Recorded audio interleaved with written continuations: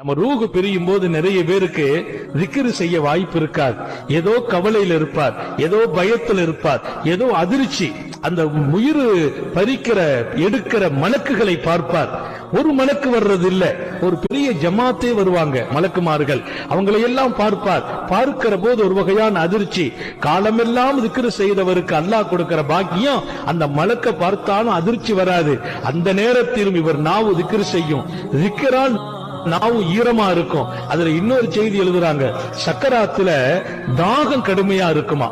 சக்கராத்துல தாகம் கடுமையா இருக்கும். அப்படியே நாக்க தூக்கி காட்டுவார். நம்ம தண்ணிய கொடுத்தாலும் அது உள்ள இறங்காது. ஒரு சின்ன கப்புல பால் வச்சிருப்பாங்க, ஊத்துவாங்க, அது தொண்டையில நின்னுக்கணும். ஆனா தாகம் கடுமையா இருக்கும். நாக்கு வறண்டு போய் இருக்கும். நாக்க நீங்க பார்க்கலாம், காய்ந்து போய் இருக்கும். யார் வளமையா திக்ர் செய்வார்களோ அவர்களை குறித்து பெருமானார், உன்னுடைய ரூஹு பிரியும் போது